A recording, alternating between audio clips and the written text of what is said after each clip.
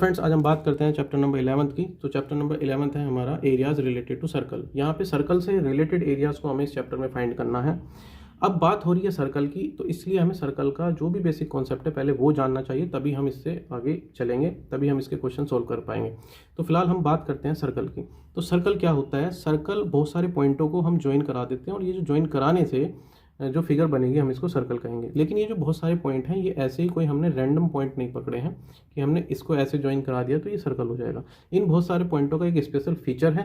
Feature क्या है कि इन बहुत सारे पॉइंटों के बीच में, यानी कि इनके सेंटर में एक पॉइंट लिया है जिसका नाम हमने दिया है ओ। अब इस पॉइंट से इन सभी पॉइंटों की दूरी इक्वल होनी चाहिए, तब इन पॉइंटों को ज्वाइन करा के जो फिगर बनेगी उसको हम सर्कल कहेंगे। अब जैसे कि ये जो दूरी है उतनी ही दूरी ये भी होगी, तो ओ ए ओ बी के इक्वल होगा ओ सी के, ओ डी के, ओ ई के, ओ एफ के, और तब इन पॉइंटों को ज्वाइन कराने से जो फिगर बनेगी उसको हम सर्कल का नाम देंगे। और ये जो बीच में जो पॉइंट है इसको हम सेंटर का नाम देंगे, और यहाँ से यहाँ तक की दूरी जो है उसको हम रेडियस कहेंगे। तो अब हमने रेडियस जान लिया कि रेडियस क्या है।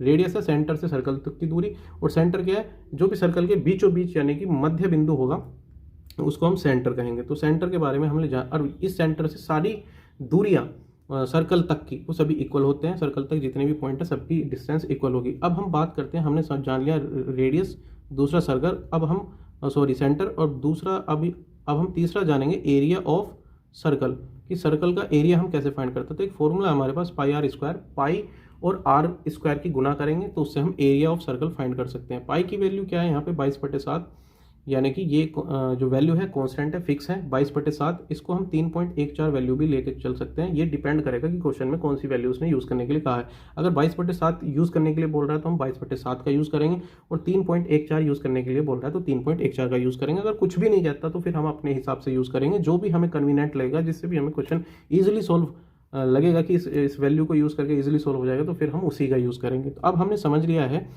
कि एरिया ऑफ सर्कल हम कैसे फाइंड, एरिया क्या है सर्कल का? ये वाला एरिया जो इसने घेर रखा है सर्कल ने, तो ये है वो एरिया। तो ये हम फाइंड कर सकते हैं पाई आर स्क्वायर से। अब बात करते हैं यहाँ पे सर्कमफ्रेंस की। सर्कमफ्रेंस क्या होता है?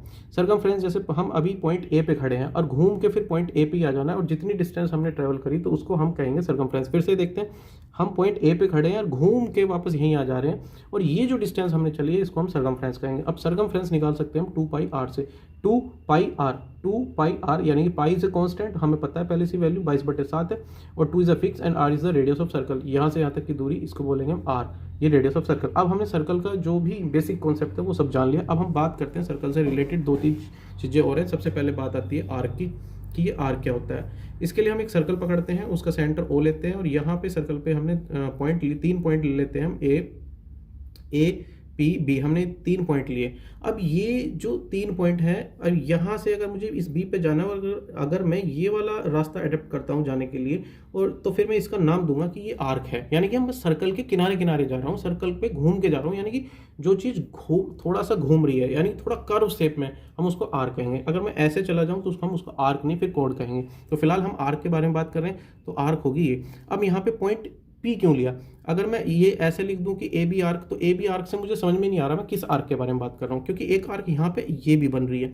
तो इसलिए जब मैं इस आर्क के बारे में बात करूंगा और मैंने लिख दिया ए बी, तो मुझे समझ में नहीं आएगा कि मैं इसके बारे में बात कर रहा हूँ या इसके बारे में बात कर रहा हूँ। तो इसलिए ए बी के बीच में पी पॉइंट पकड़ना पड़ा, ताकि यहाँ पे ये लिखने से ए पी बी, ये लिखने से समझ में आ जाए कि हम इस वाले आर्क के बारे में बात कर रहे हैं। अगर मैं इस ऐसे लिखता हूँ ए पी बी और ऊपर लगा देता हूँ आर्क का निशान, ये है आर्क का निशान, तो समझ में आता है कि इस वाले आर्क के बारे में बात चल रही है। लेकिन अगर मैं ऐसे लिखता हूँ, यहाँ पे पॉइंट कोई क्यों ले लेते हैं, और अगर हम इसको ऐसे लिखते हैं ए Q B, A Q B, तो आप समझ में आता है कि ये बड़े वाले आर्क के बारे में बात कर रहे हैं। ये जो मेजर आर्क है इसके बारे में बात चल रही है। फिलहाल हम बात कर रहे हैं छोटे वाले आर्क। तो छोटे वाले आर्क को हम कैसे रिप्रेजेंट करेंगे? A P B. तो यहाँ पे 2 आर्क हो गए, एक तो छोटा एक बड़ा। तो हमने समझ लिया कि एक छोटा आर्क है एक बड़ा आर्क है। छोटे आर्क के लिए हम जो बीच में कोई निशान ले लेंगे, बीच में कोई पॉइंट ले लेंगे। बड़े आर्क के लिए भी हम बीच में कोई पॉइंट लेके हम उससे इंडिकेट करेंगे। तो हमने समझा यहाँ पे माइनर आर्क है, माइनर आर्क, दूसरा मेजर आर्क, तो ये 2 आर्क हो जाते हैं। अब हम बात करते हैं यहाँ पे दूसरी चीज की, वो है सेक्टर। सेक्टर क्या? अब सेक्टर के लिए भी हम एक सर्कल पकड़ते हैं, उसका सेंटर ओ लेते हैं। अब एक आर्क ओ ले लेते हैं, ए पी बी। अब ये आर्क का जो एंड पॉइंट है, अगर हमें इसको सेंटर से ज्वाइन करा दूं तो ये रेडियस बन गया। तो रेडियस और आर्क के बीच का जो रीजन है उसको हम सेक्टर कहेंगे। तो सेक्टर का नाम अब हम कैसे देंगे, यहाँ पे समझ में आना चाहिए कि हम इस सेक्टर के बारे में बात कर रहे हैं, तो हम पॉइंट वैसे ही लेके चलेंगे। तो पी बी, OAPB। अगर मैं इसके बारे में बात कर रहा हूँ तो समझ में आता है कि मैं इस एरिया के बारे में बात कर रहा हूँ, यानी कि इस सेक्टर के बारे में बात कर रहा हूँ। तो ये एक हो गया। अब यहाँ पे सेक्टर भी दो बन गए, एक तो सेक्टर ये बन गया, एक ये वाला बड़ा वाला सेक्टर बन गया। अगर बड़े वाले सेक्टर के बारे में बात करनी है तो हम कैसे करेंगे, हम ऐसे तो नहीं लिख सकते OAB। अगर मैं ऐसे लिख दूं OAB तो मेरे समझ में नहीं आ रहा कि बड़े वाले के बारे में बात चल रही है। तो एक पॉइंट मुझे यहाँ पे क्यों पकड़ना पड़ेगा। अब समझ में आता है OAQB कि वो ऐसे घूम के जाना है और फिर ये इस रीजन के बारे में बात कर रहा है, तो ये बड़ा सेक्टर हो गया। तो यहाँ पे हम इसका बड़े सेक्टर का नाम देंगे इस तरीके से OAQB। ये बड़ा सेक्टर है ये वाला। अब बात करते हैं इन सेक्टर के एरिया कैसे फाइंड कर सकते हैं। अगर हमसे पूछा गया क्वेश्चन के अंदर, बताओ ये जो एरिया है ये वाला, इसका एरिया कैसे फाइंड हो सकता है। उसके लिए हम एक सर्कल फिर से बनाते हैं और ये उसका सेंटर लेते हैं। अब यहाँ पे एक हमने आर्क लिया APB, ये आर्क लिया और इस आर्क के एंड पॉइंट को सेंटर से मिला दिया, एंड पॉइंट से सेंटर से मिला दिया और ये एंगल बनाता है इसका आर्क सेंटर पे थीटा। अब ये एरिया कैसे फाइंड कर सकते हैं, तो ये एरिया ऐसे फाइंड हो सकता है। उसके लिए हमारे पास फॉर्मूला है एरिया ऑफ सेक्टर। कौन सा सेक्टर के बारे में बात चल रही है, OAPB, इस वाले सेक्टर के बारे में बात चल रही है। तो इसका एरिया फाइंड कर सकते हैं हम πr² theta upon 360। πr² theta upon 360। Theta ये एंगल है, आर क्या है, ये रेडियस है, और पाई फिक्स है 360 यहाँ पे हमें लेना है, ये फिक्स है। अब डिवाइड कर देना इससे, तो हम इसका ये वाला एरिया निकाल सकते हैं। अब यहाँ पे अगर वो पूछ ले कि भाई मेजर जो सेक्टर है इसका एरिया और बता दो, तो इसका एरिया बताने के लिए हम पूरे सर्कल के एरिया में से माइनर सेक्टर का एरिया माइनस कर देंगे, तो हम मेजर का निकाल लेंगे। तो यहाँ पे एरिया ऑफ सेक्टर अगर हम चाहते हैं OA, इसका नाम दिया OAQB का एरिया हम फाइंड करना चाहते हैं, ये बड़े वाले का एरिया फाइंड करना चाहते हैं, तो हम πr² में से माइनस कर देंगे πr² थीटा अपॉन 360। तो ये हम माइनस करके बड़े वाले सेक्टर का एरिया निकाल सकते हैं। अब एक बात और आती है लेंथ ऑफ आर्क कि लेंथ ऑफ आर्क हम कैसे फाइंड करेंगे। लेंथ ऑफ आर्क, कौन सा आर्क, सबसे पहले हम बात करते हैं APB, इस आर्क के बारे में बात कर रहे हैं। तो इस आर्क की लेंथ कैसे फाइंड कर सकते हैं, तो वो फॉर्मूला हमारा 2πr theta upon 360। Pi fix, r radius of circle, theta दिया होगा तभी ये लेंथ पूछेगा। लेंथ ये है, यहाँ से यहाँ तक की दूरी को लेंथ कहेंगे। ये यहाँ से चलो यहाँ तक नाप लो तो ये लेंथ हो जाएगी। फॉर्मूला कैसे निकालेंगे, 2πr थीटा अपॉन 360। तो लेंथ ऑफ आर्क होगी इस वाले की। अगर हम बड़े वाले की निकालना चाहते हैं तो बड़े वाले का क्या हो सकता है, बड़े वाले के लिए हमारे पास दो मेथड है। एक तो हमें इसका पूरा सर्कमफ्रेंस पता है, जब हमें पूरा सर्कमफ्रेंस पता है और ये छोटा पार्ट वाला जो निकाल देंगे, ये वाला आर्क निकाल देंगे, मतलब सर्कमफ्रेंस का ये छोटा जो पार्ट है इसको आर्क कहेंगे। अगर मैं इस वाले आर्क को निकाल दूँ तो ये बड़े वाला बच जाएगा और बड़े वाला ही हमें निकालना था। तो हम कैसे करेंगे, लेंथ ऑफ आर्क, ये है हमारा आर्क AQB।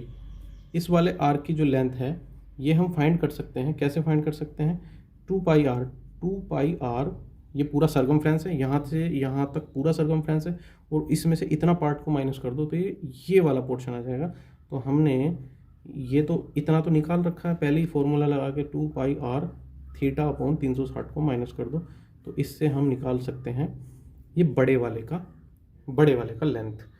अब एक दूसरा मेथड भी है, एक तो हो गया कि हम सर्कमफ्रेंस में से 2πr में से ये छोटे वाला आर्क माइनस कर दें। एक दूसरा मेथड ये है कि हम क्या करेंगे, अगर हमें ये एंगल पता लग जाए तो फिर सिंपली ये फॉर्मूला अप्लाई कर देंगे ऐसे ही। अगर ये एंगल फाई है, मान लो ये एंगल फाई है, तो फिर हम ये फॉर्मूला लगा देंगे 2πr फाई अपॉन 360। इससे हम निकाल सकते हैं बड़े वाला जो आर्क है उसका लेंथ निकाल सकते हैं। अब हम बात करते हैं सेगमेंट की, क्योंकि यहाँ पे सेगमेंट के बारे में बात चलेगी, तो अब हम सेगमेंट के बारे में, इसके लिए हम एक सर्कल पकड़ते हैं। जैसे कि हमने एक ये सर्कल पकड़ा, उसका सेंटर O लेते हैं। अब यहाँ पे हम सेगमेंट के बारे में जानना चाहते हैं, तो उसके लिए सेगमेंट के लिए हमें कोड ड्रॉ करना पड़ेगा सर्कल पे। हम पहले हम 2 पॉइंट पकड़ते हैं, ये A और B, हमने 2 पॉइंट पकड़े और हमने इन दोनों पॉइंट को मिला दिया। अब ये एक कोड होगी। अब ये तो कोड है और ये आर्क है, ये वाला, तो इसके लिए एक पॉइंट और ले लेते हैं पी, ताकि समझ में आए हम इस आर्क के बारे में बात कर रहे हैं। तो आर्क और कोड के बीच का जो एरिया है, ये वाला जो रीजन है, इसको हम सेगमेंट कहेंगे, सेगमेंट। अब हम बात कर रहे हैं इस वाले सेगमेंट की, ये जो सेगमेंट है तो इसका हम नाम कैसे देंगे, नाम देंगे segment A P B, A P B लिख देंगे, सेगमेंट ए पी बी। अगर मैं खाली सेगमेंट ना लिखूं, अगर ये लिख दूं ए पी बी, तो उससे समझ में आता है कि हो सकता है कि हम लेंथ आर्क के बारे में बात कर रहे हो, लेकिन यहाँ पे लिखा है सेगमेंट ए पी बी, तो बात चल रही है इस वाले सेगमेंट की, ए पी बी, ये वाला सेगमेंट। और अगर यहाँ पे कोई पॉइंट, अब सेगमेंट भी दो हैं यहाँ पे, कोई पॉइंट एक सर्कल पे हम यहाँ पे क्यों ले लेते हैं, तो एक सेगमेंट ये भी बन रहा है, ये वाला सेगमेंट, क्योंकि कोड और आर्क के बीच में ही है ये भी जो रीजन है, तो एक सेगमेंट ये है। तो इसके बारे में बात करेंगे तो हम लिखेंगे यहाँ पे ऐसे, segment A Q B, A Q B. अब ए क्यू बी से समझ में आता है ए क्यू बी, वैसे तो अगर मैं खाली ए क्यू बी पढ़ूंगा तो ये आर्क भी हो सकता है, लेकिन सेगमेंट लिखा है तो फिर ये इस रीजन के बारे में बात हो रही है, ये इसका सेंटर है वो, तो इसके बारे में बात हो रही है।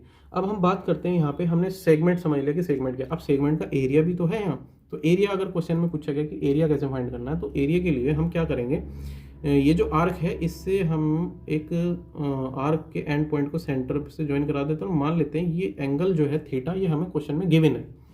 क्वेश्चन के अंदर सेगमेंट से, सॉरी आर्क से या फिर हम कोड से जो एंगल यहाँ पे बनता है सेंटर पे, ये आर्क है, आर्क के एंड पॉइंट से हमने क्या करा, सेंटर से ज्वाइन करा दिया। अब सेंटर से ज्वाइन कराने पे एक एंगल बना ये, और ये एंगल क्वेश्चन में दे दिया है थीटा एंगल, और दूसरा ये रेडियस ऑफ सर्कल यहाँ पे क्वेश्चन के अंदर और दे दिया है। और आपसे पूछा गया है कि बताओ भाई ये जो सेगमेंट बना है, इस आर्क से जो सेगमेंट बन रहा है, इसका एरिया बताओ। तो यहाँ पे area, area of segment, segment A P B, इस सेगमेंट का एरिया हम कैसे फाइंड कर सकते हैं, इस सेगमेंट का एरिया हम ऐसे फाइंड कर सकते हैं, अगर इस पूरे सेक्टर में से ये वाला ओ ए पी बी, इस पूरे सेक्टर में से अगर ये ट्रायंगल का एरिया माइनस हो जाए तो ये वाला एरिया आ सकता है, सेगमेंट वाला एरिया आ सकता है। तो हम यहाँ पे area of sector O A P B, O A P B, इस सेक्टर के एरिया में से माइनस कर देंगे हम, किसका एरिया माइनस करेंगे, ट्रायंगल का एरिया। तो area, area of triangle O A B, अगर मैं ओ ए बी इस ट्रायंगल के एरिया को माइनस कर दूं, किस में से, इस पूरे सेक्टर में। अब सेक्टर का एरिया तो मैं निकाल सकता हूं क्योंकि मेरे पास एंगल है और यहाँ पे ये क्या है, रेडियस है, मुझे रेडियस का भी पता है, क्वेश्चन में दिया होगा, एंगल भी क्वेश्चन में दिया होगा, तो ये इस पूरे सेक्टर का एरिया फाइंड हो सकता है। दूसरा, ये जो ट्रायंगल का एरिया है ये हम कैसे फाइंड करेंगे, जब हम क्वेश्चन को करेंगे तब हम इसको तभी फाइंड करेंगे, तभी समझेंगे कि हम इसका एरिया कैसे फाइंड कर सकते हैं, क्योंकि ये थोड़ा लेंथी प्रोसेस है, इसके लिए हम क्वेश्चन का ही यूज़ करेंगे फाइंड करने के लिए। फिलहाल हम इतना ही समझते हैं कि एरिया ऑफ सेक्टर, इस सेक्टर में से इस ट्रायंगल के एरिया को माइनस कर दे, ट्रायंगल का एरिया हम निकाल लेंगे, तभी निकाल लेंगे, कैसे निकालते हैं वो मेथड हम तभी समझेंगे, क्योंकि अभी अगर समझेंगे तो ये थोड़ा और लेंथी हो जाएगा। तो हमने समझ लिया। अगर बात करते हैं, वो पूछता है कि भाई इस वाले सेक्टर का बताओ, बाहर वाला जो सेक्टर है, ये जो सेक्टर है इसका एरिया बताओ। जब हम इसका सेक्टर का, ये जो माइनर सेक्टर है इसका एरिया निकाल लेंगे, तो एरिया ऑफ सर्कल में से माइनर वाला माइनस कर देंगे। तो यहाँ पे देखते हैं, एरिया ऑफ सेगमेंट, सेगमेंट है हमारा ए Q B, A Q B, इस सेगमेंट का एरिया हम कैसे फाइंड करेंगे, पूरे सर्कल के एरिया में से, पूरे एरिया में से ये वाला जो सेगमेंट है इसका, ये वाला जो सेगमेंट है इसका माइनस कर देंगे। तो एरिया ऑफ सेगमेंट, कौन सा सेगमेंट है, ए पी बी, ये वाला जो सेगमेंट है इसको माइनस कर देंगे, तो हम ये बड़े वाले का एरिया फाइंड कर सकते हैं। अब हम नेक्स्ट वीडियो में क्वेश्चन करेंगे, और क्वेश्चन में फिर ये भी देख लेंगे, अगर किसी क्वेश्चन में आता है कि सेगमेंट का एरिया फाइंड करो, तो ये ट्रायंगल का एरिया हम कैसे फाइंड कर सकते हैं, थोड़ा सा प्रोसेस लेंथी है, तो इसको हम क्वेश्चन में ही देख लेंगे।